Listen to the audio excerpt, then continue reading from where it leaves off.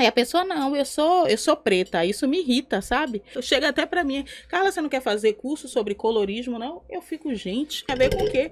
Com a perseguição de brancos estruturalmente e por conta do colorismo entre nós, que foi o ensinamento do branco, de você... Vem cá, me conte uma coisa. Quando foi que você descobriu que era negro, ou branco, ou indígena? Quando foi que você tomou consciência da raça que você tem? Pode até parecer uma pergunta idiota, mas assim, considerando que o Brasil, nos seus 522 anos, 388 foram só de escravidão. Aí vem colonização europeia pesadíssima, genocídio indígena, genocídio negro, política de eugenia, então por aí vai. É no mínimo compreensível que hoje em dia a gente tenha herdado não só a miscigenação, mas uma crise identitária aí, né? No mínimo. Então assim, a gente tem muita gente aí num limbo racial. Também é compreensível. Então hoje, como é mês da consciência negra, a gente vai escolher esse recorte. E para tomar uma comigo para falar sobre isso, sobre o que é ser negro no Brasil, eu tenho aqui, gente, eu tô toda me tremendo. Eu não tenho roupa para isso, mas tô aqui com minha cara de pau.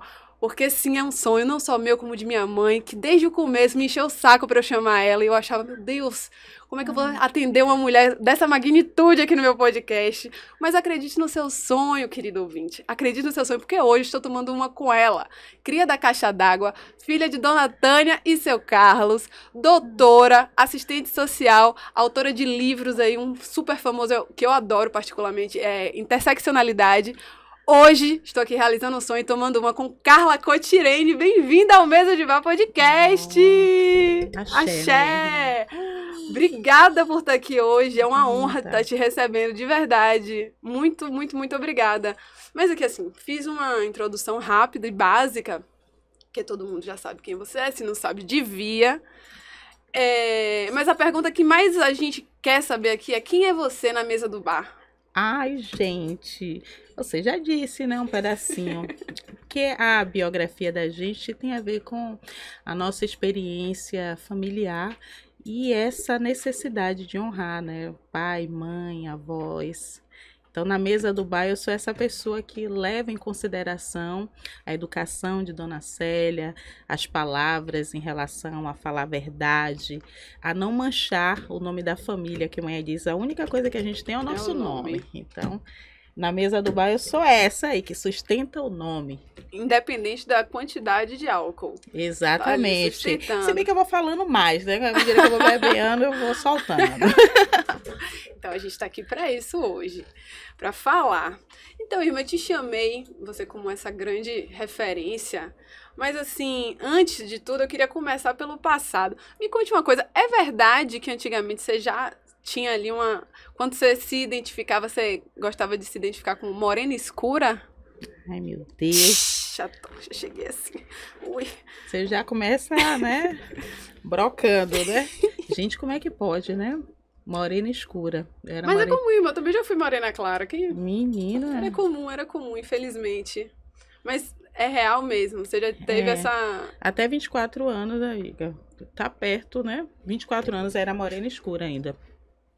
Porque eu não reconhecia o racismo, não reconhecia a minha negritude. Foi passando pela Steve Biko que eu tive uma formação política para entender. E eu fiquei até pensando como a condição racial ausente no meu letramento, entendimento dessas dinâmicas que você mencionou, né, da escravização, da colonização, prejudicaram até as minhas relações dentro de casa, porque eu odiava Painho por ele ser um homem negro, retinto, e Manhã também, porque eu não via beleza naquele casal, e eu ficava pensando, nossa, eu não quero me parecer com eles. Aí eu dizia que eu era morena escura, para não ser uma mulher negra, que pai me chamava, né, de crioula. Eu odiava ser chamada de crioula. Mas, felizmente, passando por uma formação do movimento negro, eu fui aprendendo a reconhecer a minha negritude e a resgatar o que eu tinha perdido de laços de afeto com minha mãe, principalmente, que eu fui muito perversa com ela em relação ao fato dela ser uma mulher negra. Eu ficava, nossa, eu achava mãe feia, achava a mãe... os traços, sabe? Nossa, que perversidade, né? Porque a gente olha para a raça sem entender as dinâmicas que aparecem de afetividade também, sim, né? Sim, com certeza, com certeza. Mas é interessante pensar que esse processo que você passou é um processo bastante coletivo, porque a gente tem dados até hoje, assim, de que antigamente as pessoas eram questionadas ali no IBGE e era morena cor de jambo, moreninha cor de canela, não sei. Ninguém assumia ou peitava antigamente e dizer, não, sou preta, sou negra, ou até mesmo pardo e etc. E é interessante olhar para hoje e perceber que de certo modo, há pouco tempo isso vem mudando. Sim. Voltando para os dados, 10% a mais de pessoas só no IBGE vem se autodeclarando preto. E eu queria olhar um pouco para isso, para essa mudança nesse auto se declarar, nessa mudança de perspectiva sobre si próprio. E eu queria te perguntar, como é que você analisa essa mudança social, assim?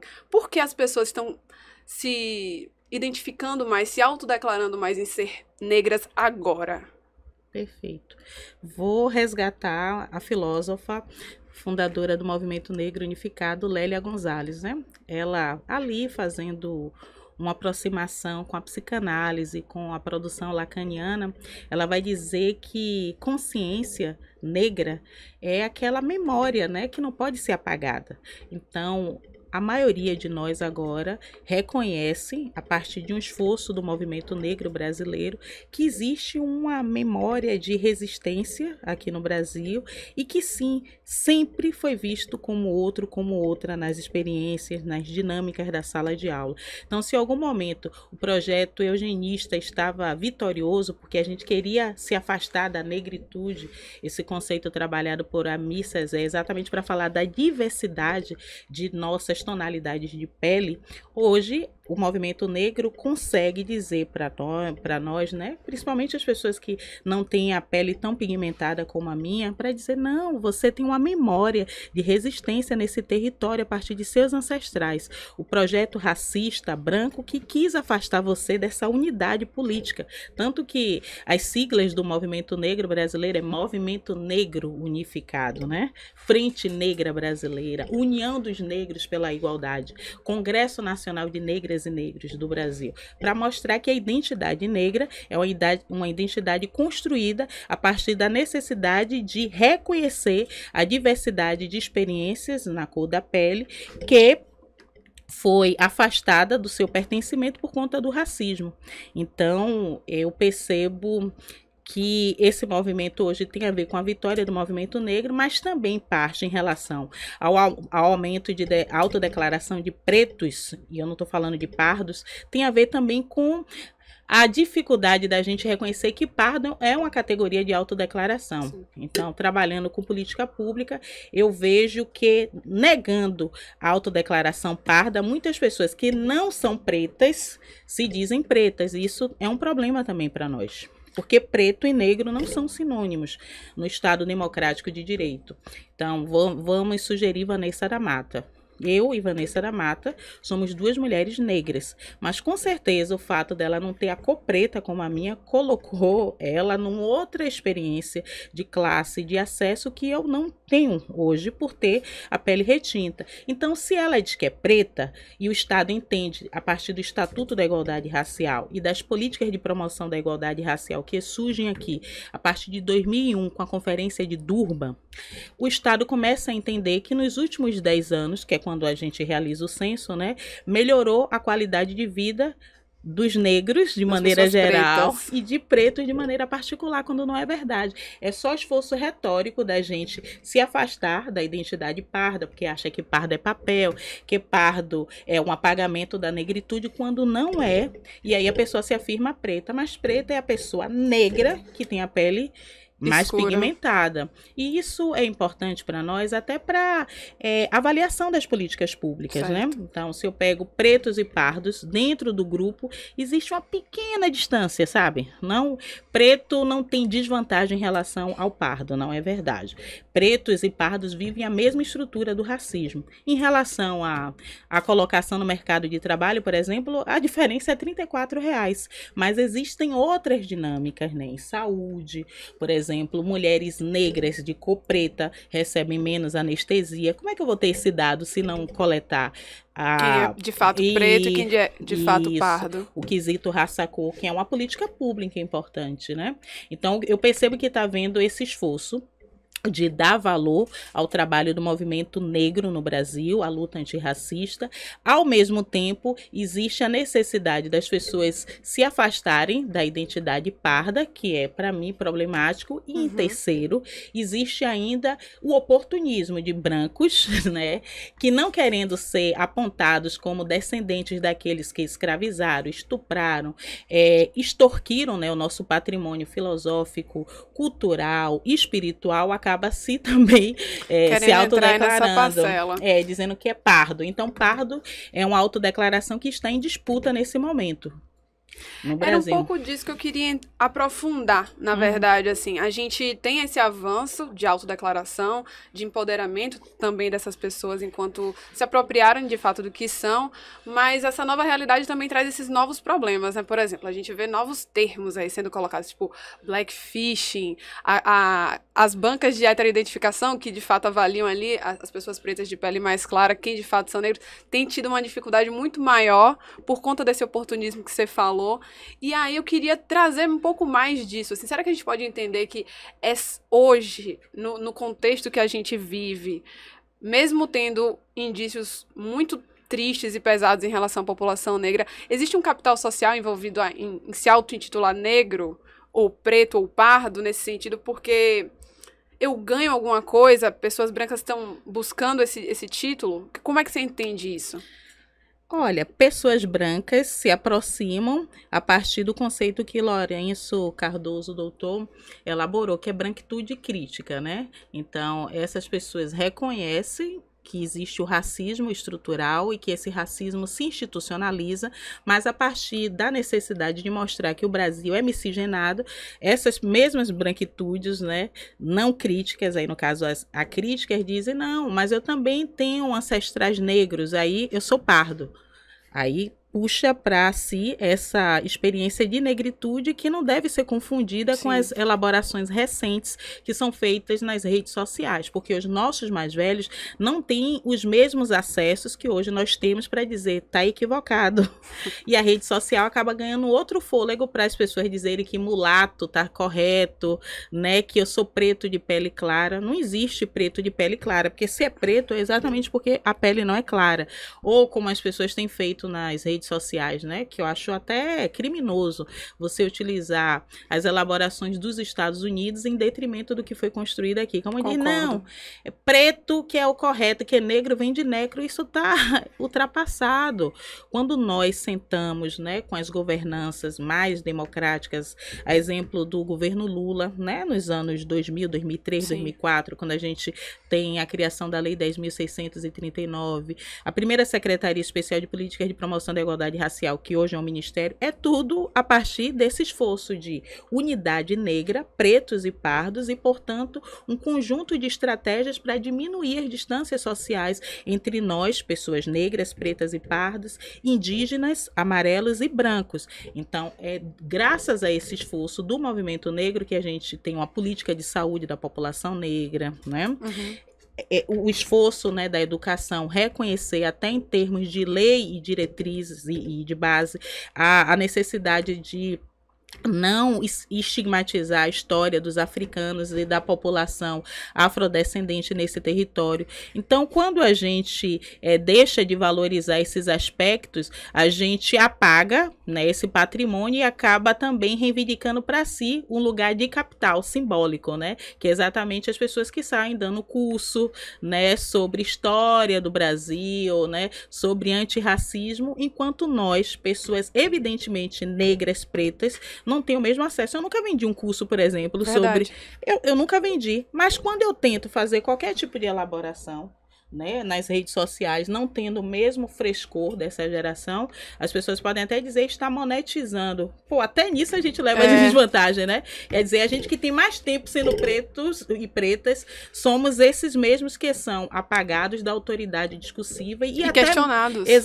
Questionados e dificultados, né, nesse trânsito de dizer, pô, eu sou intelectual que posso, né, monetizar, sim, esses letramentos que as empresas, a partir do selo de diversidade racial, têm elaborado, porque o Estado é signatário da Conferência de Durban e, portanto, assumiu o compromisso de combater o racismo institucionalizado.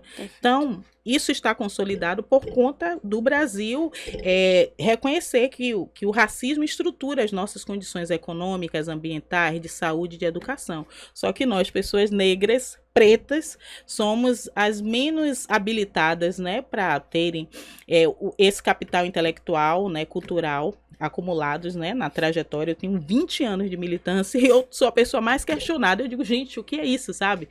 Então, para as pessoas brancas, fica viável, né, abrirem mão da brancura, trabalhada por Guerreiro Ramos, para dizer, não, eu não sou branco, ninguém vai dizer o que eu sou. Há essa confusão também em relação à autodeclaração, porque se é autodeclaração, aí as pessoas, né, deixam de perceber que o fenômeno social fala mais da sua experiência fenotípica, como você é reconhecido socialmente. Sim, tem a leitura social, né? Aí a pessoa, não, eu sou preta, isso me irrita, sabe?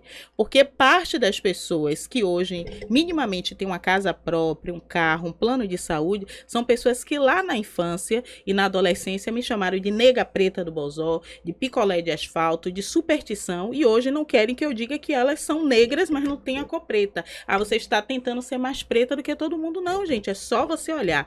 Até no âmbito da docência, se você olhar, temos um percentual, acho, de menos de 11%, né, de docentes negros e negras, e de pessoas da minha cor a gente quase não encontra, porque essas pessoas foram evadidas do âmbito educacional, sabe? Não aguentaram o sofrimento na sala de aula, de serem ridicularizados, de serem chamados de Cirilo, de tia Anastácia, de Mussum. A gente precisa revisitar isso. É isso, só que a gente não tem honestidade o suficiente. Então, hoje eu vejo fundadores do movimento negro, por exemplo, unificado, MNU, andando de buzu, sem plano de saúde, sem poder trocar uma chapa, enquanto os mais jovens que não estiverem em nenhum momento essa década, né, de 2000 para cá, não fizeram ocupação, não conhecem a trajetória de elaboração de políticas de promoção da igualdade racial, vendem curso, chega até para mim, Carla, você não quer fazer curso sobre colorismo, não? Eu fico, gente, eu não tenho nenhuma casa própria ainda, nem um carro, exatamente porque eu estava militando,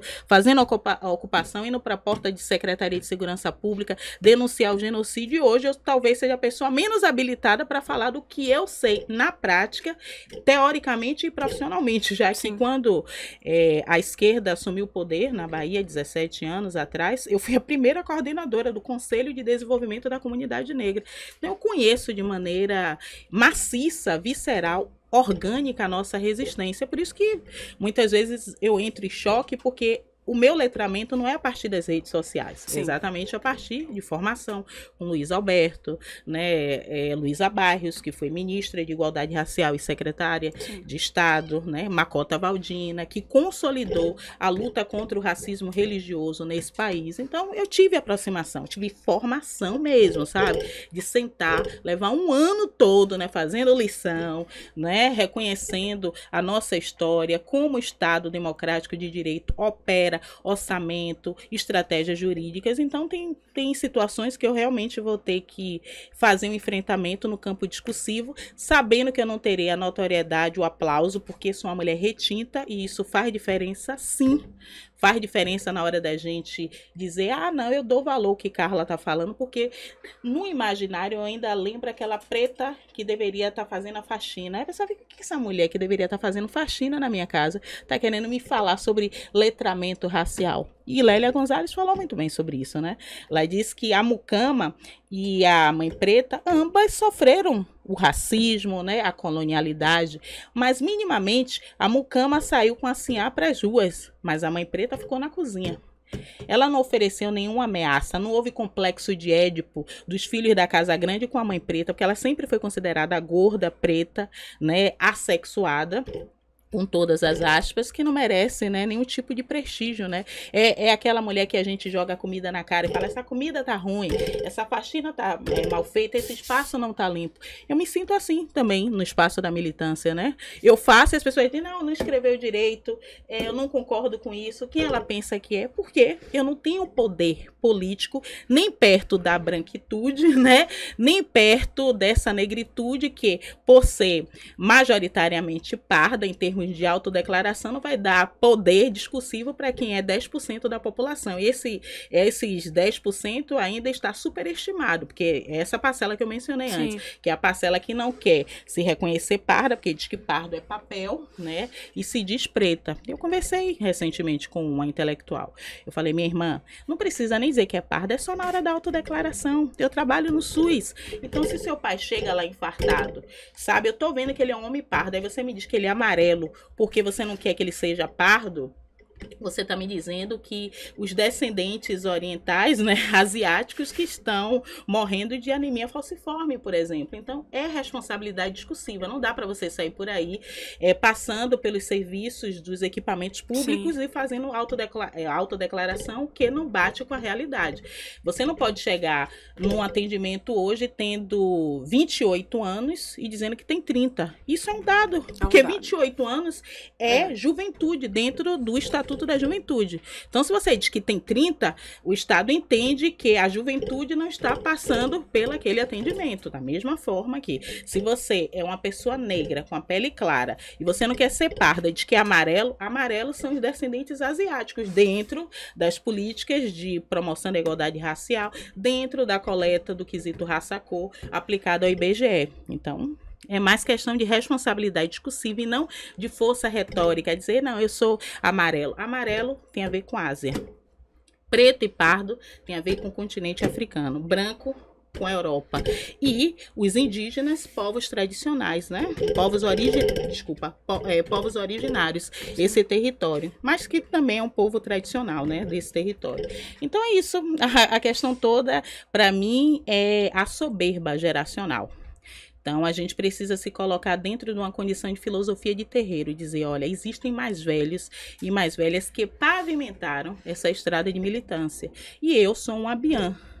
E Abiã é exatamente um lugar privilegiado de quem pode aprender ainda, sabe?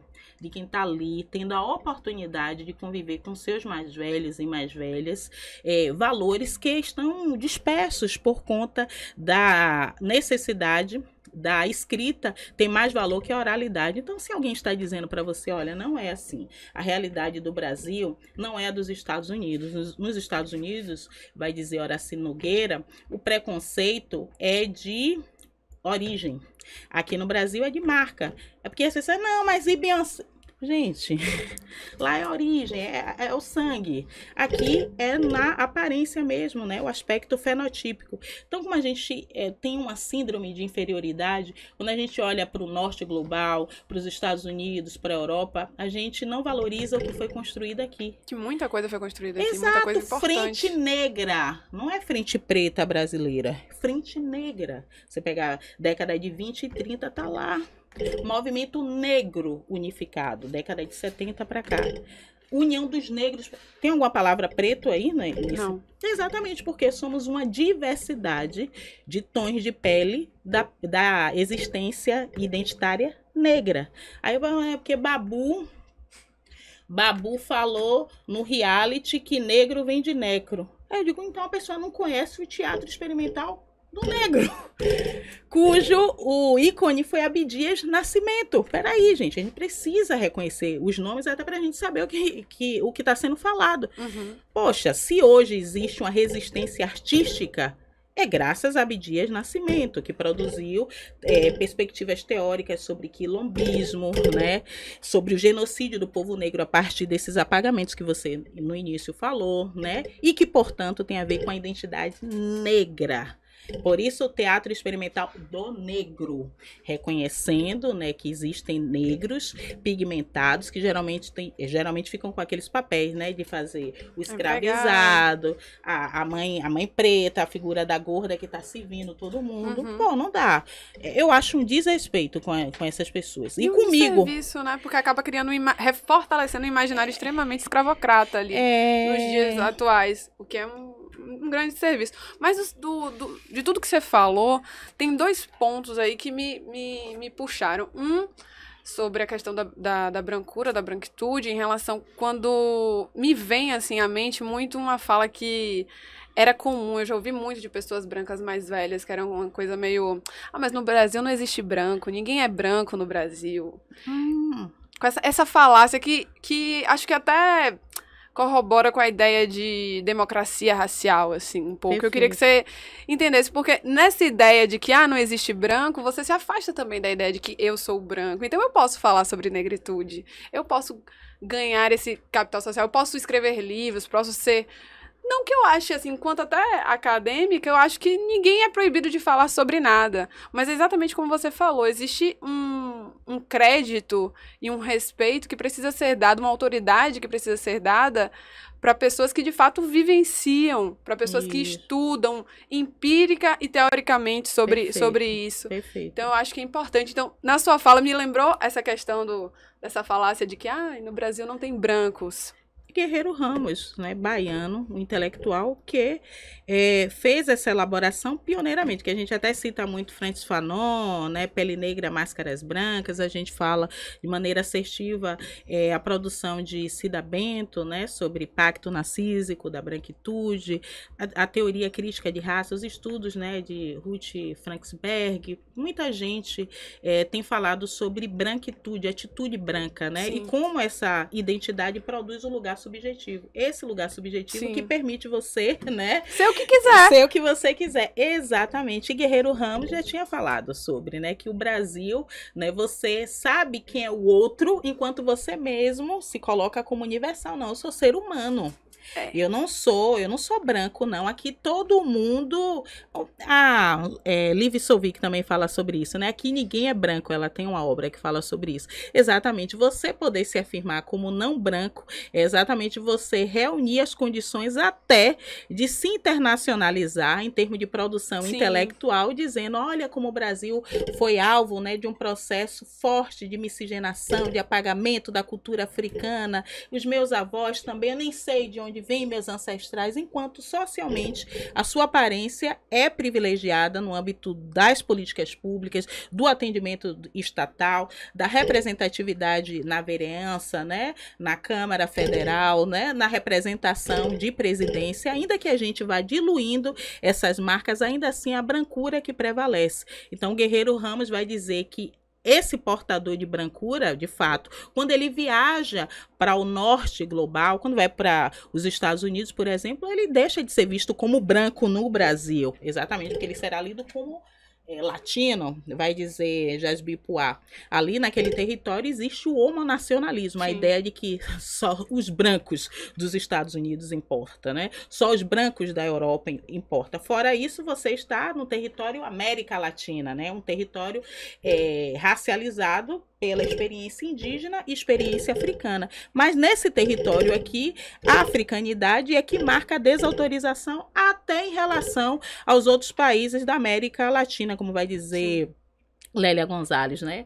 Eu estudo os decoloniais e eu sei que a gente cita mais Aníbal Quijano do que Lélia Gonzalez, que antes do grupo decolonial está falando da supremacia europeia em relação à América Latina, ela já tinha falado de americanidade, de feminismo afro-latino-americano, mas por ser uma mulher negra do Brasil, ela foi apagada. Precisou Angela Davis vir para cá e dizer, não, gente, a pioneira do feminismo negro é Lélia Gonzalez. Ou seja, a gente precisou ouvir de um estadunidense. Exatamente. Para Pra levar a sério, pra valorizar, né? Exato, porque mesmo Angela Davis sendo uma mulher negra, ela está no norte global. Os Estados Unidos conseguem publicar mais sobre questão racial, internacionalizar o ponto de vista a partir, né, da política de citação. A gente cita muito mais Bell Hooks, Angela Davis, Audre Lorde do que Vilma Reis, Luísa Bairros, Sueli Carneiro, Carla Cotirene, as intelectuais do Brasil. Quando vai fazendo isso em relação à nossa americanidade, a gente vai fazendo também com os mais jovens, com as mais jovens. Eu me sinto desconfortável, porque eu sei que se eu passar no Pelourinho, as pessoas, a Cotirene, vinha tirar foto. Mas se Luísa Bairros, né, que já faleceu, estivesse no Pelourinho, ninguém ia dizer, nossa, muito obrigada por você ter ajudado a consolidar, né, as políticas de igualdade racial, a política de saúde da população negra, a Lei 10.639, né, muito obrigada por você ter sido uma das fundadoras do movimento negro unificado. A gente não faz isso. A gente fala que o branco apagou a nossa história e a gente apaga a história do movimento negro brasileiro. Por conta de quê? Por conta de quê? Do nosso Sankofa, né? Aquele ideograma. Da galinha. Exatamente, que tá olhando para trás, o nosso tá olhando para a câmera do celular e não quer saber quem veio antes, sabe? Não quer saber dessa condição de memória que construiu uma consciência negra, como vai dizer Sim. Lélia Gonzalez. Então, se a gente tem consciência negra, 20 de novembro, é exatamente porque a gente tem memória que 13 de maio não serve para nós, já que Princesa Isabel não salvou os negros e ela não tem condição de ser mãe dos escravizados, já que o nosso pai é Zumbi dos Palmares, ela vai dizer. Então, a gente está com um problema, na verdade, agora, é de memória, porque a gente diz que tem consciência negra, ao mesmo tempo que a gente apaga as pessoas que antecederam os nossos passos. Então, tem um problema ético aí. Perfeito. Tem um problema ético, né? Na filosofia de terreiro, né? Por mais que você inicie um novo orixá, você saúda a comieira da casa.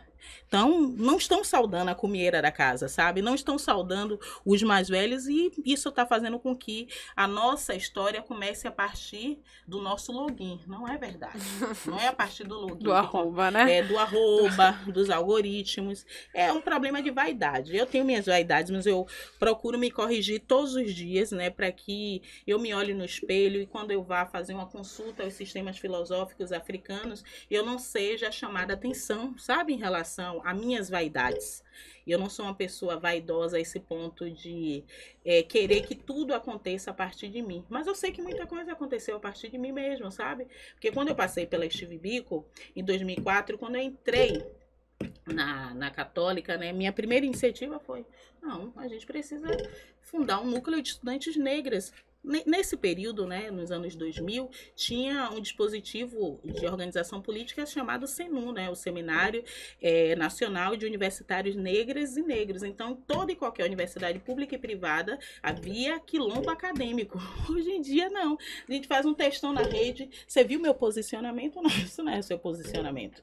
Posicionamento é você fazer ocupação para ter cotas raciais, sabe? É você, inclusive, diminuir o seu score, porque você está fazendo um movimento para que mais negros ingressem naquele espaço, como eu fiz. Eu prejudiquei minha carreira. Que eu vejo, assim, as meninas, né, de 20 e poucos anos, aí com carro, apartamento, com tudo, eu digo, poxa, é isso, sabe? Porque ela pode vender uma palestra sobre questão racial e eu não sei nem editar um texto ainda, porque não é da minha geração, eu tenho 43 anos. Se eu não sei, imagine se Luísa Bairros sabia até recentemente, entende? Se Vilma Reis vai saber, se Nazaré, se Landê, se Hamilton Borges. Poxa, é uma questão ética, porque o que consolida o branco em relação à sua brancura é a política de citação. Você entra na universidade, sempre vai estar ali, né, na estrutura curricular, no conteúdo programático, os brancos da Europa. Isso é lealdade. Luciana Brito me falou recentemente. É o pacto, né? É o pacto narcísico da branquitude, mas é a própria noção de memória. Memória não é o que ficou para trás. Memória é o que está acontecendo agora, o que está presente no seu DNA. Então, Luciana Brito fala sobre, né, essas experiências que temos visto de entregadores, por exemplo, sendo chicoteados. Ela não precisou estar na cena colonial, né, de 1700 para reproduzir a retirada do cinto para chicotear. Isso é memória. Por que a gente não pode honrar a memória de nossos antepassados? Também dizendo, eu vou me organizar, vou sair cortando cabeça, vou citar quem veio antes, vou puxar uma cantiga. Não. Como é que a gente vai ter consciência negra assim se a gente não honra os nossos mais velhos, não honra a mãe da gente, sabe? Que foi fazer faxina, parou de estudar, entendeu? Brigou com a família toda para sustentar até uma gestação para dizer, eu vou levar aqui a educação de minha filha, a presença de minha filha. Eu tô toda arrepiada agora, porque a gente não pode honrar essas pessoas. Porque quando o orixá, ele chega no barracão, ele chega puxando a cantiga. Ele não chega dizendo, eu sou uma divindade. Ele vai puxando cada cantiga que vai contando a história, como ele se tornou a divindade. A gente não, a gente já se coloca como divindade. As outras divindades não importam, né? Porque só a gente que merece aplausos, porque a gente quer o reconhecimento do branco, quer notoriedade, né? Nessas tecnologias que tem apagado a tradição, tem apagado a memória enquanto vende a consciência negra. Então, a gente está num grande paradoxo, né? Vai realmente, dizer, realmente é um grande paradoxo mesmo. É isso. Desculpa, né? Eu acho que eu falei demais. Não, você falou tudo. E é importante falar tudo. É importante você estar aqui para falar. Eu fico irritada. Nossa, eu sou bonita. Gente. Demais! Olha que mulher linda. Mas outra coisa, que eu sei que você vai falar bastante também, e a gente está aqui para falar, aí entrando mais um pouco na discussão dentro da bolha negra atual, assim, no Brasil. Acho que vem se fortalecendo uma discussão sobre a questão do pardo. Meu Deus, sim. E aí, eu venho acompanhando algumas discussões na internet de pessoas nesse âmbito que vem se empoderando dentro do título de pardo, em detrimento ao negro,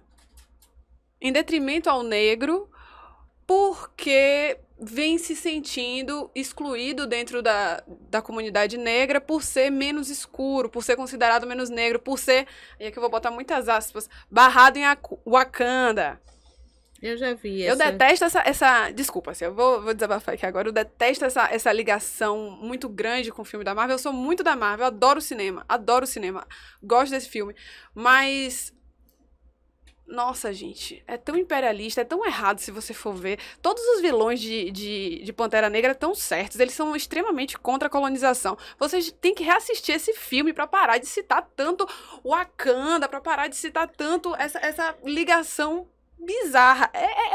Reassistam e vão ler mais Carla Cotirene pra entender, porque assim, tá errado, aquele filme não é o melhor da Marvel. Mas enfim, pauto pra outro episódio aqui, vão me cancelar porque eu tô falando isso provavelmente, mas assim, vamos falar sobre essa questão parda, que outro dia eu tava até lendo um post de um colega, Vini Rodrigues, ele é antropólogo, e ele falou muito bem, eu até trouxe um trecho de um texto que ele postou, que eu achei muito pertinente, porque ele, na verdade, é uma questão que ele levanta, né? Quem ganha com essa autovalorização do pardo? Eu trouxe só um trecho, Sim. que eu acho que resume um pouco do que eu penso, e aí eu quero ouvir também o que você pensa a respeito. Ele fala assim: sendo pardo, assim como preto, categorias que denotam cor de pele e histórica e politicamente ambas dessas populações formarem a categoria racial negros, me parece que lutar pela valorização dessas categorias de cor de pele em separado é puro fetiche de identidade. Politicamente, é um retrocesso que faria Abdias Nascimento e outras ativistas da nossa história chorarem em posição fetal.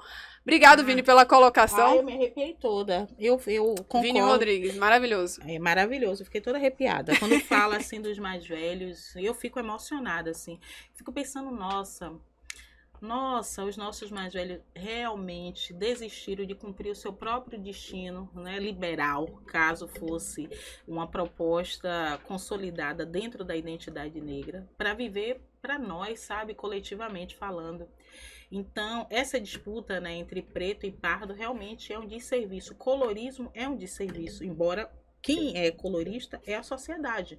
Não é o preto que quando diz assim, mas você não é tão preta assim. Essa é uma dinâmica que sempre existe. O negrômetro, né? Exato. O negrômetro. Gente, olha, As minhas amigas, né, da adolescência, me chamavam de preta. A ideia do, mas pelo menos seu cabelo é bom, não foi inventada por mim. Isso é o colorismo. Quem inventou isso foi o branco colonizador e que, portanto, nós introjetamos nessa dinâmica mesmo, né, que ajudou muitos e muitas irem trabalhar na oficina, mas eu vou ficar fazendo o quê na sala de aula? Para ser chamada de Cirilo?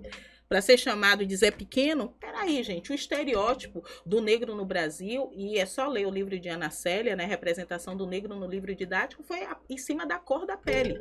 Então, assim, quando a gente discute a cor da pele, a gente não está tirando a negritude de ninguém, até porque se não existe racismo reverso, eu acredito que não exista também dentro da comunidade negra, né, esse novo racismo de cor, de quem é mais negro ou não. A gente não tem poder, enquanto 10% da população, né, preta, dizer se você é negra ou não. O que existe são as mágoas, né?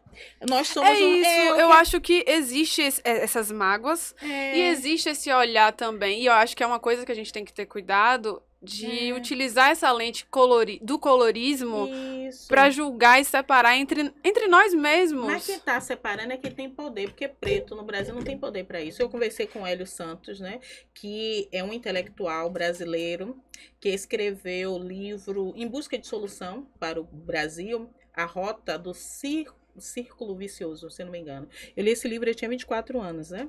É ali que você conhece Lei de Terras, né? As estratégias do movimento negro. Ele vai mostrando como eram as autodeclarações, né? Antes da gente chegar na identidade raça negra. De fato, como é que você ia regular as assimetrias raciais, sendo que todo mundo queria se afastar da negritude. Eu sou morena escura, eu sou moreno claro, eu sou cor de...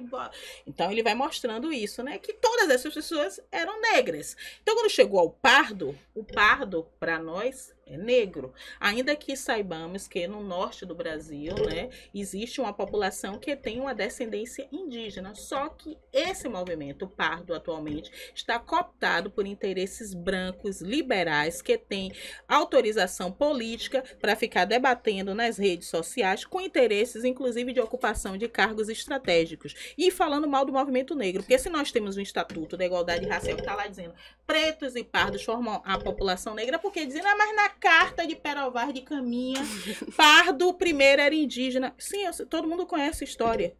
Mas, assim, as categorias são reposicionadas para atender aos interesses dos grupos.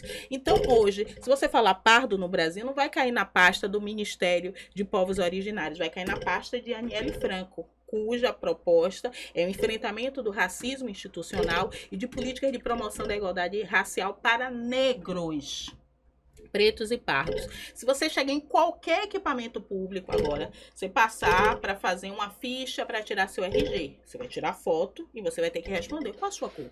Preto, pardo, branco, indígena ou amarela. Se você me responder parda, o Estado está entendendo que você é negra. O Estado não vai entender outra identidade que não seja negra, porque você agrega pretos e pardos dentro da identidade negra. Então não dá para esses mais jovens, né, que tem o equipamento tecnológico, ficar disseminando desinformação e ignorância na rede social, ainda que eu entenda que sim, existem essas mágoas. Eu sou uma dessas pessoas magoadas quando eu vejo minhas amigas mais jovens, de pele clara, sabe, bem casadas, com carro, com plano de saúde. Eu fico, sabe porque você é bem casada, tem carro, tem apartamento, tem tudo. Porque você é mais clara que eu. Porque você é mais clara que eu. E isso é verdade, pô. Eu tenho irmãs negras mais jovens que falam a mesma coisa que eu estou falando. As pessoas aplaudem exatamente porque elas têm a pele mais clara. E aí é o que Dubois explicou para nós, é o salário psicológico, entende? Você sempre acredita que alguém que tem a pele clara é que vai liderar a revolução, nunca é uma pessoa retinta. Só você olhar para os sindicatos, né? Pode estar ali, organização de classe trabalhadora, denunciando a burguesia, dizendo que nós não temos os meios e modos de produção da ordem capitalista, mas ainda assim nunca vai ser uma pessoa retinta na frente. A pessoa retinta vai representar o operário, sabe? A força abraçal, nunca a intelectualidade. Isso é verdade. Fala, não, quantas pessoas parecidas comigo você vê com algum tipo de notoriedade em termos de intelecto? Vai eu postar a foto da minha bunda, que é lindíssima, pra ver quantos seguidores eu perco na rede social. Muito, você perde. Gente, eu fico chocada, é como se dissesse assim pra mim: você sabe que você deveria estar mastigando uma teoria pra mim na cozinha do seu conhecimento, porque você não é desejável, você é muito preta, né? Que eles falam assim, e elas, né? Muito negra pra ser branca. Muito branca. Eu sei como é. É tipo, muito preta pra ser branca, mas muito branca pra ser preta. É, um negócio desse. Aí eu vou dizer muito preta pra ser negra, né? E muito preta pra ser reconhecida como humana pelos brancos. É isso, porque é uma avenida também de identidade, sabe? E isso tem causado prejuízos para nós, porque pardo pode me xingar, pode dizer que eu sou etnocentrista, pardo, eu sou fiel ao movimento negro. Isso eu tive formação com o Instituto Chivibico, eu lembro, Cidadania e Consciência Negra. Valdo Lumumba, Marcos Alessandro e Marina Bonfim. Eu deveria ter perdido naquela seleção, porque quando eu fiz a seleção, eu tinha 24 anos, me perguntaram: Carla, o que você pensa do racismo no Brasil? Eu falei: não acredito em racismo. Para mim é questão de esforço, sabe? Acordar cedo, porque eu sempre fui uma pessoa que acordou cedo, sempre fui andando. E se eu não passasse em concurso, eu nunca ia arrumar emprego. Enquanto minhas amigas negras de pele clara, pelo menos conseguiram a vaga de recepcionista da padaria, porque elas tinham uma boa aparência e o cabelo bom, que eu não tinha com o meu cabelo, representa de maneira inegável o que esse país tentou apagar. Então, se eu não passasse no concurso da prefeitura para ser assistente social, até hoje eu não teria uma estabilidade, que não tenho, mas assim, minimamente você receber seu salário certinho, para dizer: eu vou pagar a cuidadora de minha mãe, vou mandar lá lavar a roupa de minha mãe, que está na cadeira de rodas. Até hoje eu estaria sem trabalho. Da mesma forma que meu irmão, que foi chamado de Cirilo, saiu da escola e abriu o Lava Jato. Peraí, gente, isso tem a ver com o quê? Com a perseguição de brancos estruturalmente e por conta do colorismo entre nós, que foi o ensinamento do branco, de você ficar perseguindo os seus irmãos na sala de aula, sabe? Vai, seu Tição, e fulano parece Mussum. Você já viu alguém falando fulano parece Didi na sala de aula? E ambos podem ser lidos como negro. Ou não, fulano parece... Fulano, nem deveria usar fulano, mas tá.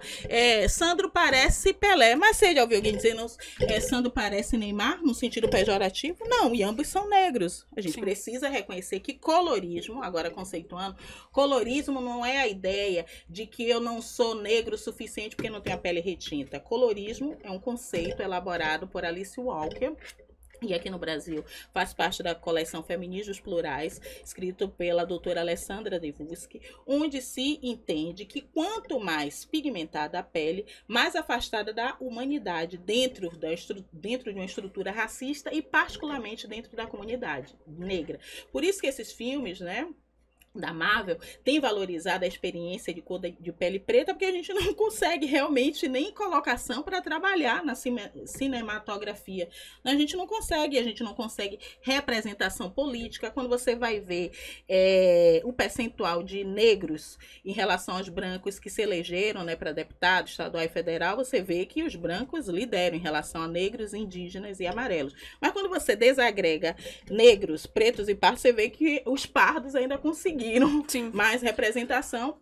Creuza nunca conseguiu ser eleita. Creuza, uma grande militante desse país, liderança do trabalho doméstico, dos direitos das trabalhadoras domésticas, daqui desse território que eu vi sendo alfabetizada no CEAF. Nunca conseguiu voto.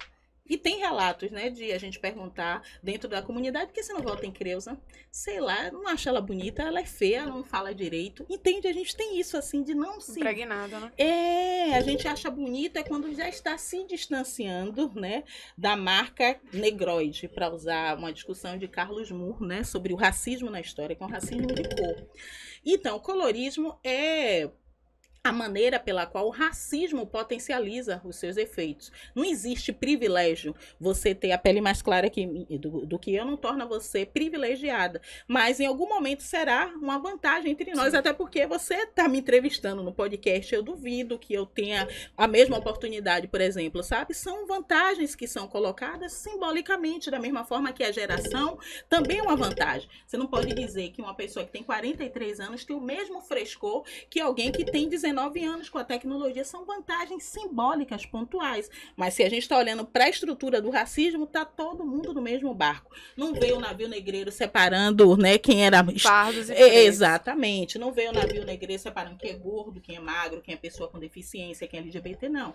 Os navios negreiros vieram por raça, mas a administração colonial, que usou os olhos ocidentais para estigmatizar, inferiorizar uma aparência, precisou manter uma estrutura a partir de outros marcadores sociais. Sim. Então, a cor da pele é a maneira desse racismo potencializar seus efeitos. E Malcolm X chegou a fazer esse enfrentamento discursivo com o próprio Martin Luther King, né? Quando as empresas querem trabalhar a diversidade, elas não trabalham diversidade a partir da cor de Carla Cotirene, né? Trabalham diversidade a partir de uma negritude que seja mais próxima. Mais palatável ali para uma sociedade. Exatamente, que é o salário psicológico da brancura tratado por Dubois. Esse salário psicológico é que faz você dizer assim, não, eu sou bonita. Eu sou bonita porque meu cabelo é bom, não é porque seu cabelo é bom, porque puxou da minha mãe, que é branca, entende? Ou puxou do meu pai, que é branco, entende? Vai produzindo em nós uma sensação de maior importância que não é encontrada no negro. Porque até dentro da família, a gente tinha essas disputas. Eu massacrava a manhã mesmo, ficava amanhã. Por isso que pai não tem amante. Manhã não se cuida, só anda suada, né? Essa boca enorme. Por que, né, coitada? Ela tava tão suada assim. Exatamente. Então, para você ver como essa experiência é perversa, até mesmo entre nós, e retira de nós até a capacidade de viver o amor enquanto lugar político. Porque quando você pega pesado com seu irmão, é porque você acha que ele aguenta tomar mais chicotada do que o outro, né? Quando você coloca um cancelamento para uma mulher retinta como eu, porque você tem a ideia ainda racista, né, colonial, de que eu aguento tomar porrada porque eu tenho um corpo forte, que eu tenho a pele retinta, né? É de maneira sistemática isso. Mas eu não sou cancelada porque não se cancela orixá, né? E eu tenho orixá sentado na minha cabeça, né? Eu falo a partir dos orixás que me escolheram também para dar continuidade aos passos de Macota Valdina, que deu meu nome a Cotirene, né? Luísa Bairros, né? Lélia Gonzalez, Beatriz Nascimento. Então eu faço esses enfrentamentos. Sei que eu vou construir minha abundância mais tarde, mas pelo menos eu sempre vou conseguir me olhar no espelho dizendo eu sou o reflexo de água muito límpida, porque eu não vou me vender. Nunca vou me vender. Porque eu tenho o valor de Oxum na minha vida, né? Essa é a moeda que eu preciso, o óvulo. Sabe? Esse formato, né, de moeda que eu quero. O formato do poder e matripotência Yorubá no meu caminho. Axé. Agora, ainda sobre esse assunto, dessa discussão, eu venho pensado muito sobre isso comigo mesma e lendo até essas discussões que, a priori, eu não concordo muito com essas discussões, mas eu também levo em consideração, porque não deixam de ser negros e não deixam de ser irmãos e irmãs. E eu penso muito nos argumentos levantados por essas pessoas. E venho me encontrado em várias contradições comigo. Por exemplo, a gente teve um caso recente de uma blogueira de Salvador que foi cancelada, e aqui de antemão eu queria condenar a política de cancelamento. Eu acho que independente do que se faça, do que se levante, errado ou certo, eu acho que a gente não deve linchar virtualmente, ameaçar ninguém, porque a troco de nada, discurso nenhum, diálogo nenhum se avança com esse tipo de conduta. Mas foi o caso da Rafaela Flair, e aquele caso me botou em uma reflexão muito grande. Assim, primeiro, pelas fotos de antes e depois que foram levantadas inicialmente, ali que se começou aquele movimento de cancelamento, e depois na justificativa que ela teve que vir a trazer, mostrando pai, mostrando mãe, para se convencer ali, aquela audiência de que de fato ela era uma mulher negra. Ela é uma mulher negra. E aquilo me colocou para pensar muito profundamente assim, sobre mim, sobre as minhas mágoas, porque, por exemplo, um dos primeiros argumentos que eu tive foi olhando para minha própria família. Eu venho de uma família interracial. Por parte de pai, minha família é branca, e por parte de mãe, ela é negra. Meu pai, ele se diz pardo, porque o pai dele era negro, e na certidão tá lá pardo, mas ele é lido como branco. Ele é um branco castigado pelo sol de Jequié, mas ele é branco. E uma coisa que sempre me incomodou nessa discussão é que eu nunca poderia usar a branquitude do meu pai ou da minha família por parte de pai, para me assumir ou me autodeclarar branca. Uhum. Eu nunca seria respeitada nesse lugar, porque a leitura social me denuncia. Sim, Independente, eu posso alisar meus cabelos, eu posso passar uma maquiagem ultra mais clara, e isso, a negritude, ela vai me denunciar, assim, em qualquer espaço que eu vá. Acho que Ellen Oléria tem até uma música, ou já fez algum discurso, alguma entrevista que eu vi dela, que falando assim, ela pode até se passar por homem, mas que por branco ela nunca vai conseguir se passar. E aí, nesse caso da Rafaela, eu me deparei muito com essa mágoa de, tipo, como é que ela conseguiu se passar por branca? Ela quer voltar a ser negra, se assumir negra agora, e aí ela foi acusada de blackfishing, e etc e tal, e acho que ela sofreu violências muito pesadas naquele discurso, foi um cancelamento, assim, e eu sinto muito que ela tenha passado por isso de verdade, eu não acredito que ninguém mereça passar por isso, até trazer a figura paterna e materna ali para comprovar, o que foi triste também, se olhando todo, mas, olha, nada justifica.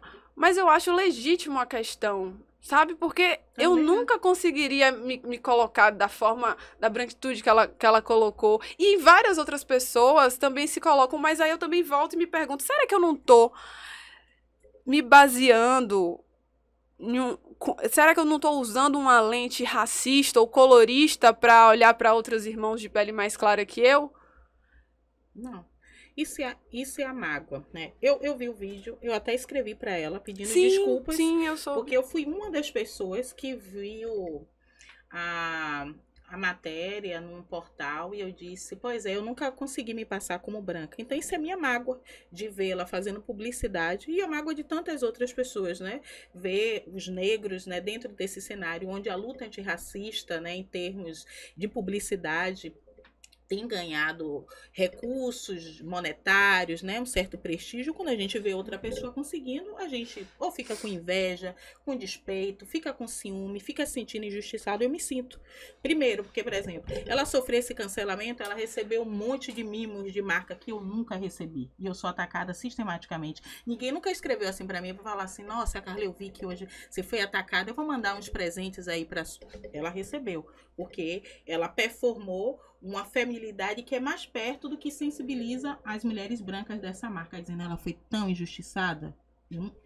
E aqui a gente não tá culpando ela nesse lugar, não. Não, eu não tô culpando, não. Eu só tô tentando olhar as camadas. Primeiro, porque são camadas. Exatamente, né? Eu não tenho essa opção de apagar a luz, fazer a cara de choro e as pessoas se sensibilizarem. Olha que eu sou atacada sempre nas redes sociais. Que o cancelamento é uma estratégia, né, de você dar uma chibatada em termos tecnológicos em alguém. É uma permanência colonial, né? Você escolher o outro para bater e esperar algum tipo de penitência, né?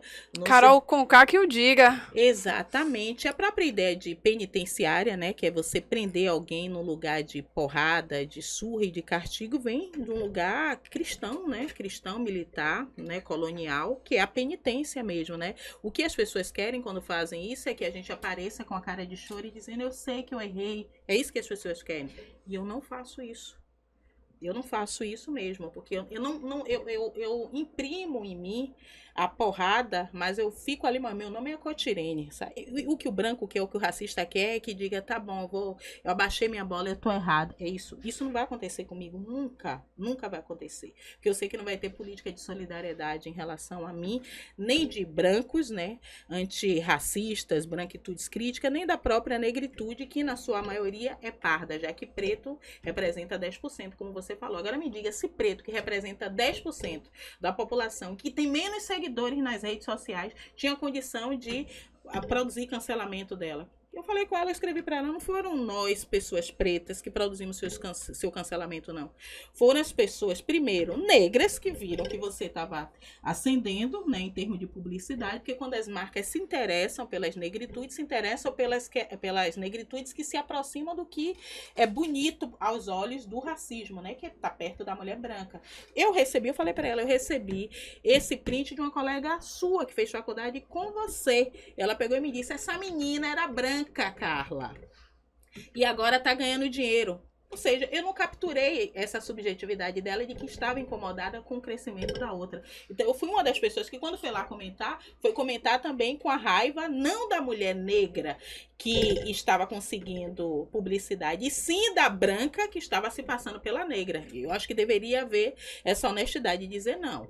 As pessoas que estão me atacando, não estão me atacando porque eu sou negra de pele clara. E sim porque eu vendi a imagem com filtro, exato, de filtro e tal, de ser uma mulher branca, com a passabilidade que o racismo aqui na Bahia, né, principalmente na Bahia, consegue despertar em nós. E até se a gente for olhar, né, a loira do Tchan, né, Carla Pérez, se ela não alisasse tanto o cabelo, ela seria assim uma mulher negra, parda e tal.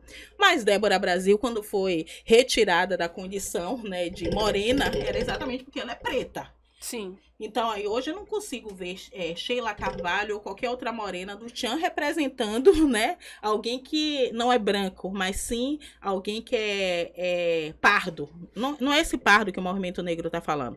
O pardo do movimento negro é a pessoa negra que não tem a pele retinta. Não é Sheila Carvalho, não é essas negritudes recém-admitidas, né, os neopardos, no esforço de se afastar da crítica que o movimento negro está fazendo em relação ao racismo institucionalizado e, ao mesmo tempo, né, se apropriar da pauta, se eleger, conseguir recursos e publicidade, balançando o cabelo, botando tatuagem, botando conta de orixá, como essa galera faz quando vai para a banca de heteroclassificação. A primeira atitude de quem quer ser negro é se vestir com sujeira, se bagunçar. Tem tantas denúncias aí.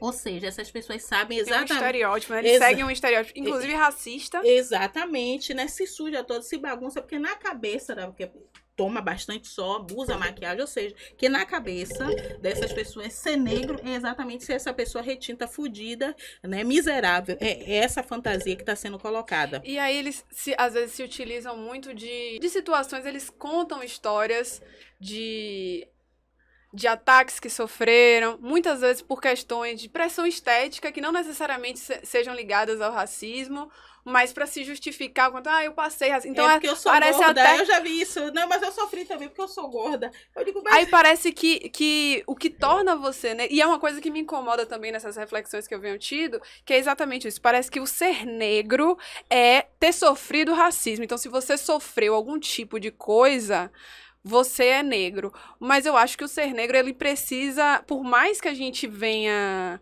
passar por racismo, como você bem colocou, tudo nesse país é bem estruturado pela questão racista, o ser negro não é sobre sofrer. E eu acho que a gente está num momento, talvez, de subverter um pouco essa linguagem, até para que a gente não dê argumento para essas pessoas se passarem por. E aqui, eu só queria reafirmar, para que a gente não deturpe a nossa imagem, eu quis citar o caso da Rafaela para que a gente pudesse tirar a lente do cancelamento desse caso. Sim. Porque aí se cancela e depois a internet se divide entre os que atacaram e agora os que se santificam. E não é isso. Eu acho que ali a gente tem um exemplo muito bom para se analisar as camadas sociais mesmo que a sociedade, como a sociedade é posta. E a gente tem que usar isso para aprender, para não repetir os mesmos erros, para evoluir enquanto isso. Não é sobre amar ou odiar, é sobre entender. Mas se ela... Gente, é isso, é injusto até. Eu achei injusto da parte dela dizer que os pretos retintos que fizeram isso é injusto, sabe? Porque como a gente não tem poder estrutural, você pode dizer que sempre foi o preto, igual como acontece nas dinâmicas de licitude. Não, foi a pessoa preta que fez, porque não vai ter quem defenda. Então você escolher exatamente 10% da população que não tem poder estrutural nenhum, que não tem engajamento nem perfil verificado para dizer que foram essas pessoas que conseguiram cancelar. Poxa, se os negros estruturalmente não conseguem cometer racismo contra os brancos, como é que os pretos retintos vão conseguir cancelar alguém nesse país? A gente não tem poder para isso. O que pode acontecer é a mágoa, o revanche, a chacota, que não produz nenhum tipo de alteração no cenário estético ou mesmo de monetização da identidade negra. Os pretos só ficam mesmo com a revanche porque tem as suas memórias, como eu fico também quando eu vejo a minha amiga Ana Paula Prazeres, né? fazendo publicidade sobre negritude, eu fico, mas Ana Paula ficava me chamando de macaca na sala de aula, que eu era preta, né? Que eu era a mais feia da sala. Ana Paula. Exatamente. E hoje ela é uma mulher negra, tudo bem. Eu sei que foi o racismo que produziu essa condição para nós duas. Mas eu também fui atacada por ela também. Entende? Então não dá agora para ela se sentir ofendida se eu disser assim, mas você sabe, né, que você tem vantagem em relação a mim porque você tem a pele mais clara, isso é óbvio que ela tem. Se ela for honesta, ela vai dizer de fato, Carlos, olha o que o racismo fez comigo, né? Eu não queria ser negra e aí eu transferi a opressão que chegava a mim estruturalmente para você, por você ter a pele mais retinta. Mas o que é que as pessoas fazem? Ao invés de resgatar essa sua memória em termos de consciência negra, fica, os pretos retintos estão me atacando, tentando tirar a negritude, como se a negritude fosse alguma vantagem social. Que vantagem existe para ser negro? Você vê o casal Lázaro Ramos e Thaisa Araújo. Casal lindo. Eu vi recentemente na rede social as pessoas dizendo que bom que sua filha puxou a Thaisa Araújo. Isso é o quê? Racismo, porque ela é mais clara. Peraí, gente, tá lá na rede. É só a gente jogar limpo e dizer, pô, a gente precisa superar essas feridas. Mas aí você fingir que não existe colorismo, não foram as pessoas pretas que criaram o colorismo. Quem criou o colorismo foi o colonizador. Foi o colonizador que estabeleceu quem ia ficar na cozinha, quem ia poder sair cozinhar, quem ia ser considerada bonita, né? Olha as novelas hoje que tem protagonistas negras. Qual branco que vai se apaixonar pela retinta? A retinta geralmente é a mãe da protagonista, que é uma mulher parda, geralmente. É só vocês olharem. Eu tô mentindo. Todas as novelas cujas protagonistas, assim, nos últimos 5 anos, são mulheres negras. As retintas são as avós, as bisavós. São mulheres que não são desejáveis. Até porque se o galã sempre é o homem branco vai se apaixonar pela gorda retinta? De jeito nenhum. Aí não dá pra dizer, tem uma preta no protagonismo da novela. Não. Tem uma mulher negra. E que está ali exatamente porque não tem a pele retinta. Sinto muito, não fui eu que inventei isso. Quem inventou isso foi quem produziu, inclusive, esse lugar. Aí ficar condenando, você tá tentando tirar minha negritude? Lógico que não. Eu não posso confundir autodeclaração, né, que é um dado, uma estratégia, né, de avaliação, monitoramento e criação de políticas públicas com colorismo, que é uma técnica pela qual o racismo, para potencializar seus efeitos, diz assim, ó, estruturalmente vocês são negros e particularmente vocês que são pretos não servem para mim. Isso quem fez foi o Estado colonial, não fui eu. Aí você colocar na mão do retinto a culpa, né, de estar apontando para você que você tem a pele mais clara, você também fez isso na sua infância, chamando seu colega de Cirilo, de Nego Preto do Bozó, de Mussum, de Zé Pequeno. Olha a Globeleza, não que seja um lugar que a gente deseje, porque a Globeleza foi substituída. Quando houve essa substituição, que colocaram, acho que é Nayara Justino. Ah, sim. Exatamente. Chamaram ela de Zé Pequeno, que ela era feia, que ela era retinta. Se cor da pele não fosse importante, as duas sendo mulheres negras deveriam ocupar um lugar que não seria questionado socialmente, mas uma delas foi chamada de Zé Pequeno, foi afastada, foi substituída, foi atacada, né? Isso foi por quê? Foram os pretos retintos, né? Os pretos, aliás, que por si só são retintos, né? Que disseram, não, nós não queremos ela não, porque ela é muito preta. Não, quem fez isso foi a sociedade colorista, racista e colorista. Aí as pessoas dizem, mas quando a polícia... Eu acho esse discurso tão... meu Deus. Mas quando a polícia chega, não quer saber. Óbvio, porque a polícia chega no território. E o território vive uma população, que é a população negra. Então a polícia realmente não quer saber se é preto, se é pardo.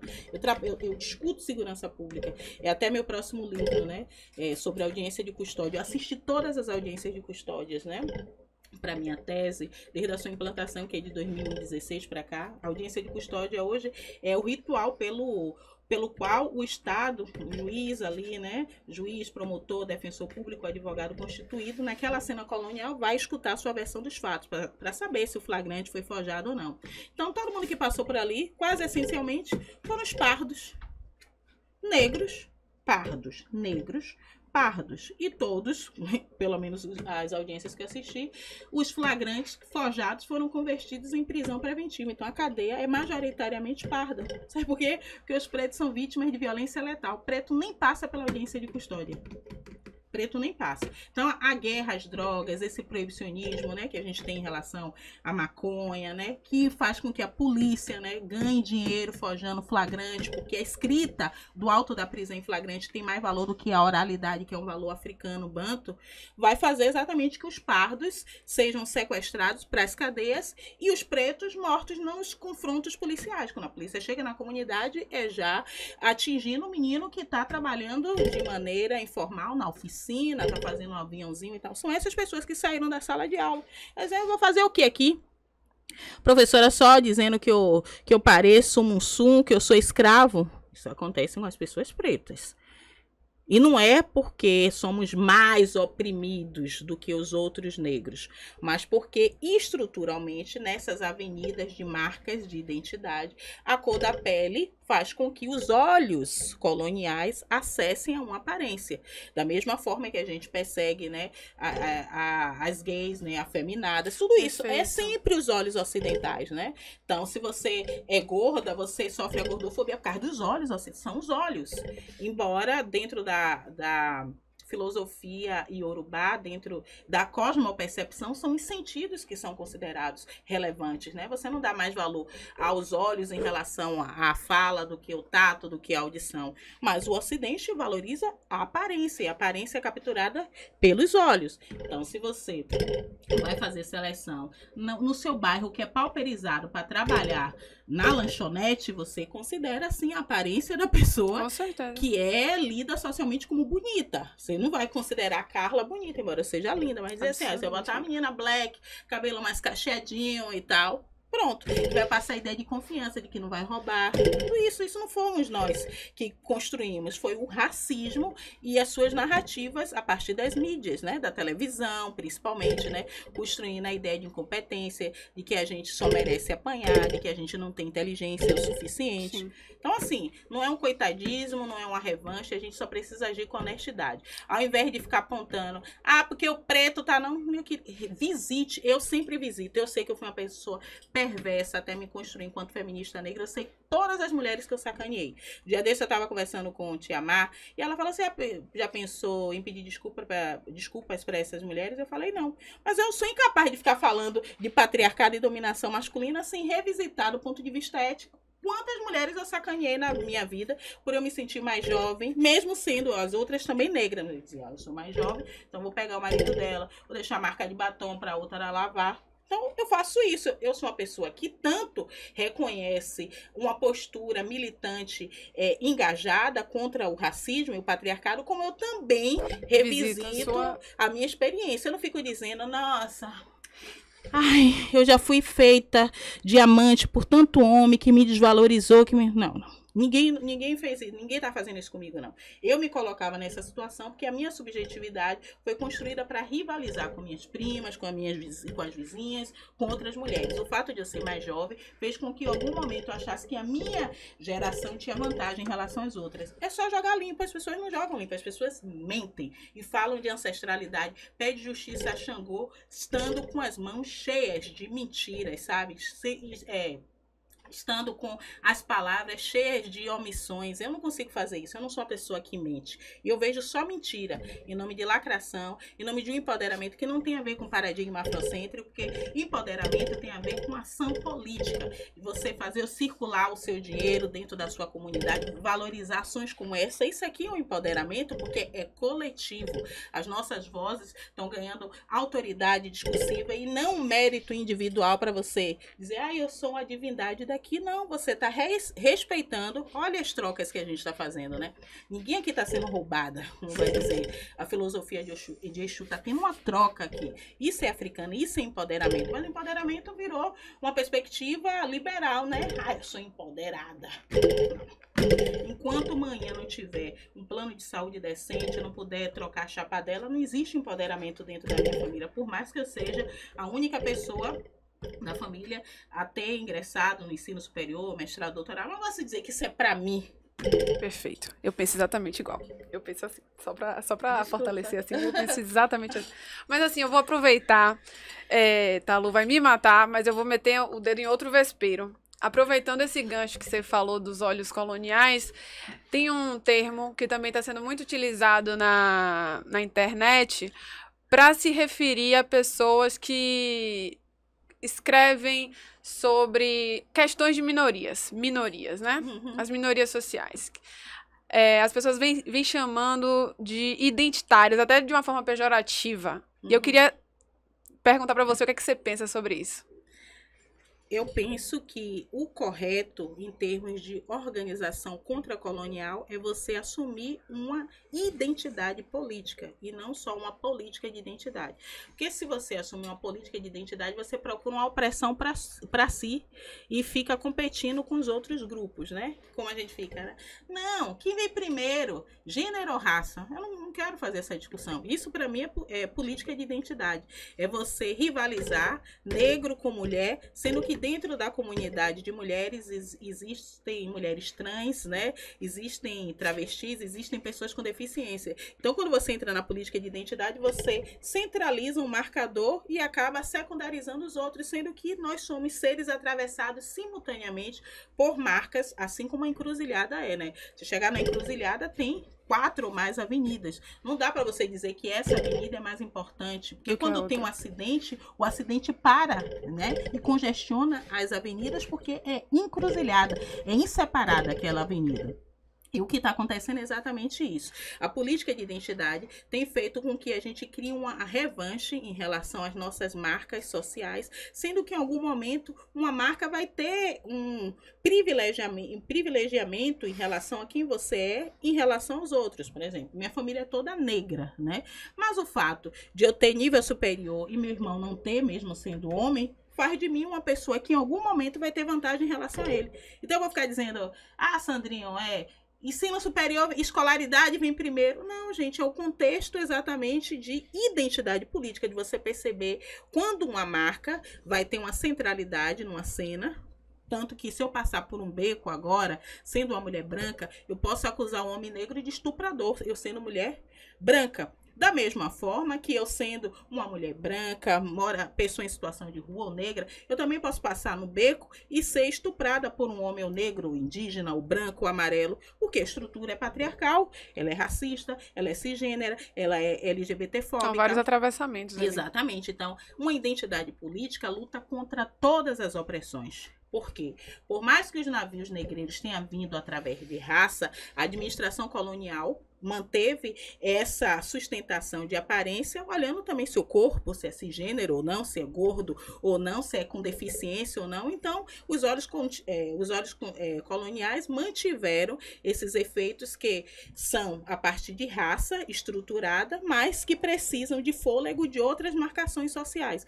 Então, não dá para você desfazer da sua identidade, mas também não dá para você fincar na sua importância enquanto grupo em detrimento aos outros. Dentro da comunidade negra existem pessoas que são de candomblé, existem pessoas deficientes, existem pessoas com deficiência, existem LGBTs. Então, se você diz que é só raça, aí você não percebe que o líder da sua entidade, por exemplo, é transfóbico.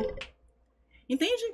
Ou se você diz que é movimento de mulheres, você não percebe, por exemplo, que o racismo está ali, como o Sr. John Truth falou lá em 1851, Sim. na Convenção dos Direitos das Mulheres em Ohio, eu não sou uma mulher. Então, o fato de todas serem mulheres ali não foi suficiente quando o assunto foi raça. Porque ela foi silenciada exatamente por ser uma ex-escravizada dentro do contexto de mulheres, onde ela foi tratada como homem. Ninguém ajudou a pular carruagem, ninguém ajudou a pular poças de lama, porque era um corpo lido como masculinizado. Da mesma forma, Angela Davis vai dizer, houve escravização? Houve. Mas as mulheres foram para a plantação, mas os homens não foram para a cozinha. Isso é gênero.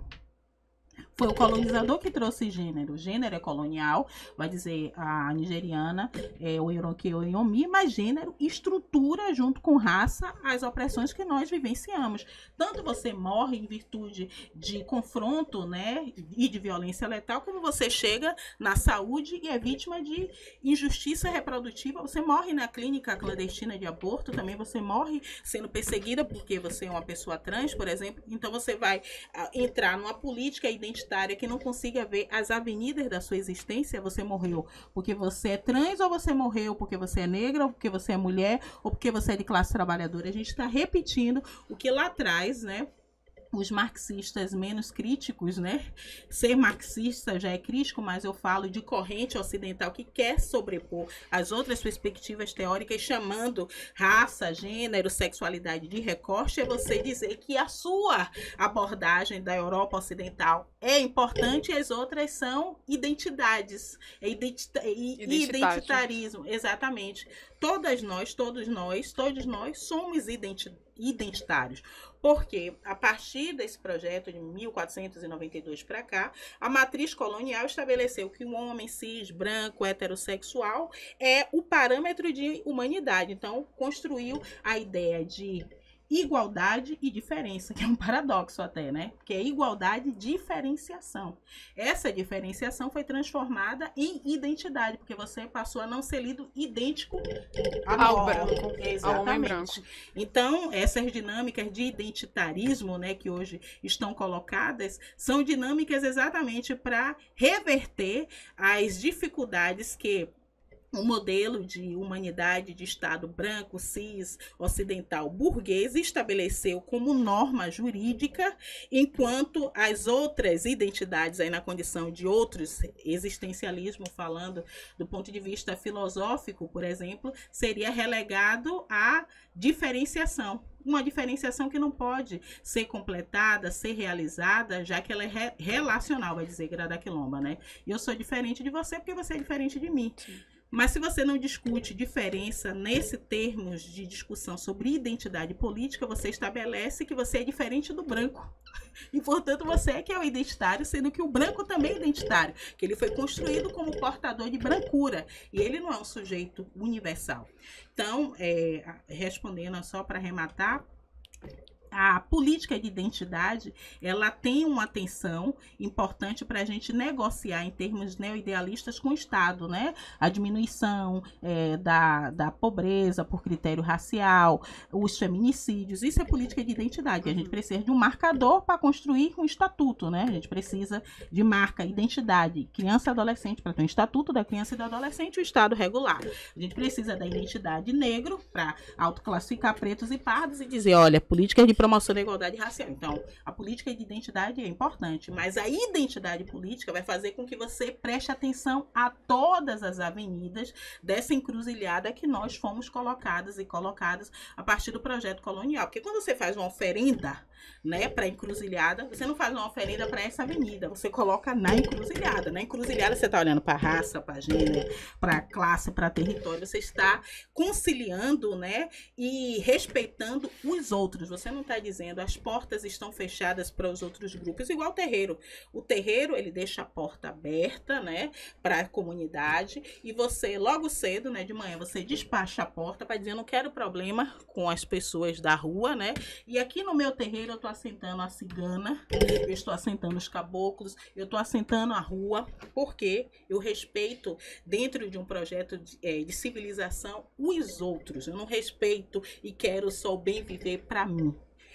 Lélia Gonzalez e Beatriz Nascimento falaram, né, da ideia de quilombo. O quilombo foi um modelo de Estado livre, né? Ali tinha branco de classe trabalhadora, ali tinha indígena, ali tinha africano, ali tinha cigano, ali tinha todos os povos.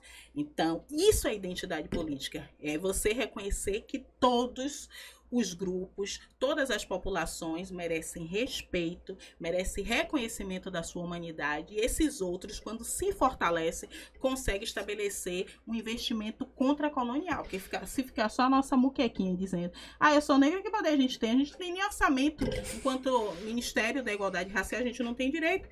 Basta a ministra tomar uma postura como tomou recentemente, né, de desligar uma das suas assessoras, que ela quase foi leiloada como Matilde Ribeiro sofreu, né, linchamento, cancelamento lá na primeira gestão da Secretaria Especial de Políticas de Promoção da Igualdade Racial.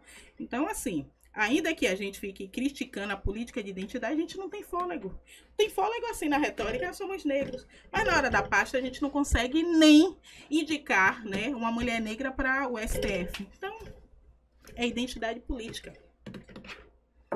Dito e feito. Caminhando agora pro final aqui do nosso papo, ainda vai ter mais umas coisinhas, mas assim, caminhando pro final, eu queria que você fechasse, aproveitando a data de hoje, né, 20 de novembro, eu queria que você me dissesse o que pra você é ter consciência negra, o que é que a gente precisa, enquanto brasileiro, criar pra termos, de fato, essa consciência negra. Para assumirmos uma consciência negra, acho que eu tinha falado sobre isso, né? É a gente pensar numa árvore, né? A nossa comunidade é uma árvore, mas a árvore só cresce por conta das raízes. Então a gente não pode se comportar como um fruto, uma flor, algo que está ali em torno, né, de uma árvore que está crescendo, enquanto as raízes, né, não estão sendo cuidadas, não estão sendo devidamente reverenciadas como a estrutura que está fazendo esse povo ir adiante. Então ter consciência negra é reconhecer que os nossos passos vêm de longe, né? Que a gente tem raiz nesse território, que a gente tem família nesse território, que a gente tem uma memória nesse território. Isso para mim é ter consciência negra.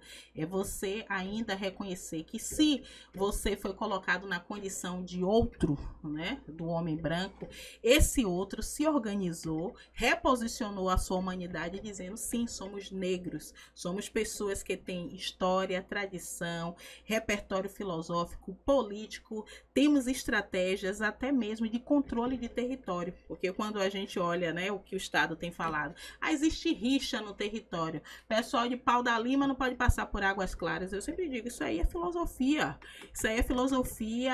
banto, isso é ubuntu, porque quando você mexe com um, você mexe com todo mundo, pode parecer até uma distorção, mas não, isso é uma forma da gente dizer, não, você mexeu com o nosso território, você mexeu com um membro da nossa comunidade, então você mexeu com todo mundo, então ninguém da sua comunidade vai passar mais pela nossa comunidade.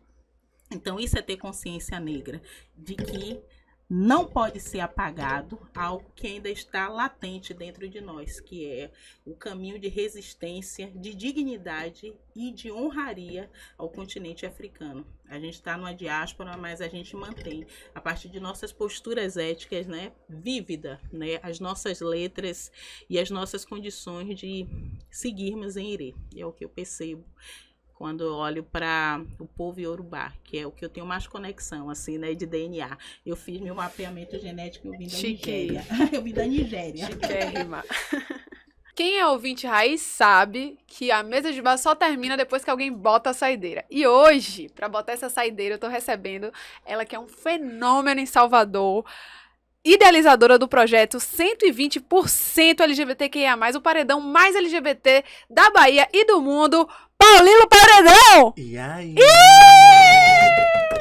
Adoro! Cheguei com minha saideira. Chegou com a saideira. Rapaz, e assim, não tem spoilers da saideira que ela vai botar. Então, assim, pode ser um pesadão, pode ser uma coisa proibidona.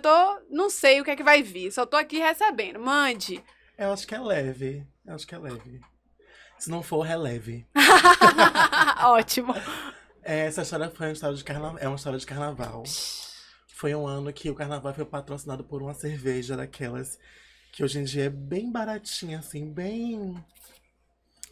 Uma água assim de chuca, qualquer coisa. De chuca é ótimo.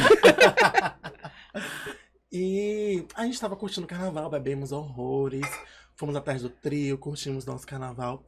Quando acabou, né, o nosso percurso, saímos da resenha do carnaval pra comer. Enquanto, na época não tinha Uber, a gente tinha combinado com o vizinho pra buscar a gente, pra gente ligasse. Enquanto ele chegava, a gente parou num cachorro-quente, daquele que é cachorro-quente tipo Subway, que tem um monte de opção. Amo! E aí, possivelmente, aquela salsicha ali, em dias de carnaval. Oi, irmã. E aí, minha amiga, É eu comi tranquilinha. Comi um cachorro-quente assim, bem light, pãozinho, deu conta da salsicha. A outra amiga disse que ia no churrasco, porque, né, era mais confiável. E a minha terceira amiga, minha segunda amiga, foi nesse cachorro-quente com tudo. Ela botou ovo de codorna, ela botou tudo, maionese, coisa ralada, um monte de coisa. Comemos, o carro chegou e estávamos indo para o Imbuí, para casa de uma outra amiga, que a gente ia passar o carnaval todo lá. No caminho, a minha amiga já suando. Menina, que calor tá fazendo. E ninguém sentindo calor. Daqui a pouco, a Assunta. gente ouve o estômago dela já... blu, blu, blu, blu, Vocês blu, blu, blu. ouviram? É, dava pra ouvir o estômago dela. E eu do ladinho dela aqui, assim, ó, no carro. E aí ela, amiga, começou a suar frio, começou a Meu suar frio. Deus do céu. O moço do carro, olha lá, viu, olha lá, se segura, olha lá. E a gente não sabia se era vômito, a gente não sabia se era dor de barriga, a gente não sabia o que ela tava sentindo.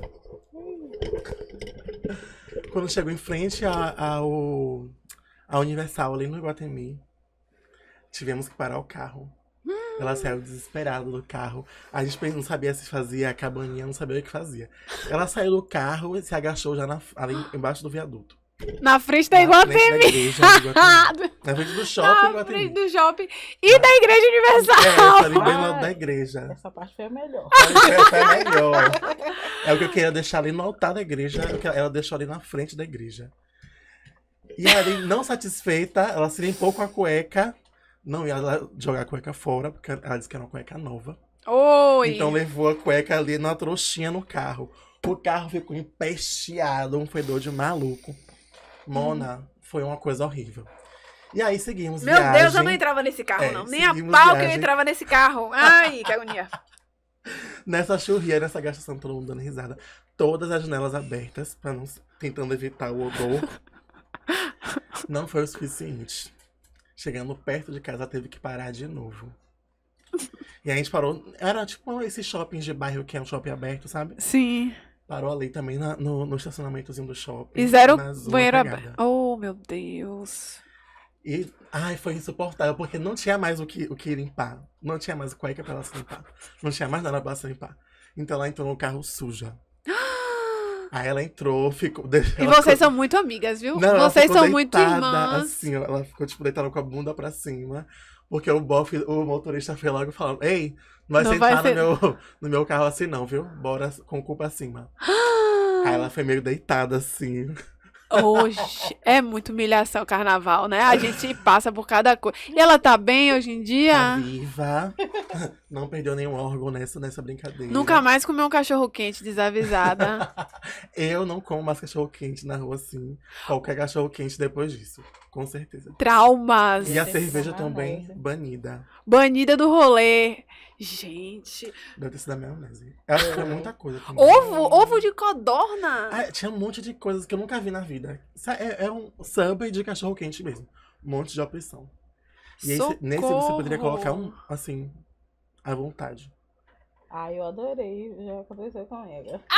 Mentira! E eu tava indo pro Ilê aí, menina. Parei também. Peguei a folha, mas eu fiz com a folha do pedido de licença. E aí, quando eu cheguei, eu encontrei algum cara que gostava de mim. A primeira coisa que ele fez foi assim na minha mão, ó. Aí eu fiz, meu Deus, ele não vai fazer isso. Foi bem assim. Eu olhando assim pra galera. Você não sabe por onde essa mão passou, Eu vi, minha né? irmã. Meu Calita na unha, você vai dar um Deus. tchau. Cuidado com o que vocês comem no carnaval, minha gente. Fica aí essa lição, assim, sabe? Essa lição. Cuidado com o que vocês vão comer no carnaval. Gente, traumatizadas. Ai, eu adorei isso. Amizade, né? Amizade. Amizade é Eu tudo. acho que assim, amizade é tudo, assim. Ó, depois dessa aprovação que vocês passaram com ela.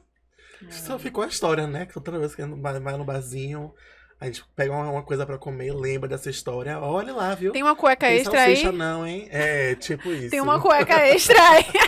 Resultado, ela ficou com a cueca? Ela disse que ficou, disse que lavou e não... Lavou tá ela ficou nova, ali né, fiel irmã? com a cueca dela, que era nova, né, bichinha? É, cueca não tá barata. É, Olha, nada de gente. lembrança.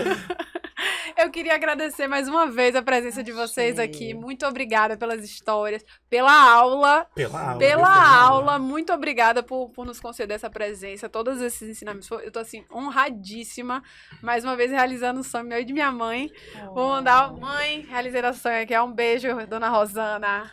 Minha irmã, De verdade. Eu que agradeço imensamente. Você é uma mulher muito potente, né?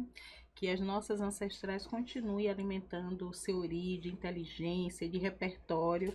E em alguns momentos eu fiquei totalmente embaraçada aqui.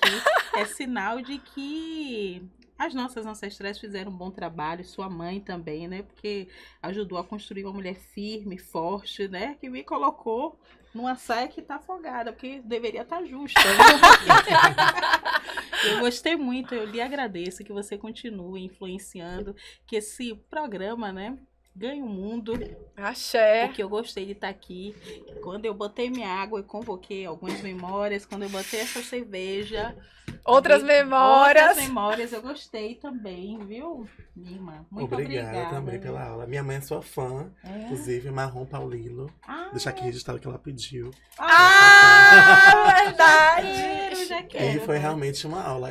Quando minha eu cheguei, sogra eu disse também bom mandou um beijo. Minha dia, sogra mas também era pra eu ter dado a Gol, pedido a Gol. Ai, sogra. Eu Porque gosto da foi uma sogra de aula vocês, a minha, né? Minha sogra é ótima também. Ai, Beijo, gente, linda. alguém pra Um falar beijo, de sogra. sogras. Beijo, Tia Nasci. Beijo, minha mãe. Beijo, mãe. Beijo, Marrom, Paulilo. Ó, quando tiver uma Beijo, história, mãe. venha, viu? Já tá convidada aqui. Ah, ó, tem que eu já soube que é várias. babado. E é isso, gente. Por hoje a gente fica por aqui. Muito obrigada pela presença. Muito obrigada por vocês estarem aqui ouvindo. Não se esqueçam de seguir, compartilhar, comentar, porque isso ajuda muito a nós, essa equipe toda, e esses convidados maravilhosos. Então, conto com a colaboração de vocês e até semana que vem. Beijo, até breve. Por exemplo, eu consigo ver muita gente dessa geração Z, mais nova, com discursos, em homens e meninos, com discursos completamente diferentes dos outros, de nós, né? Sim. E de outros homens da nossa idade ou mais velhos. Então eu acho que a geração nova chega para quebrar um pouco desse paradigma.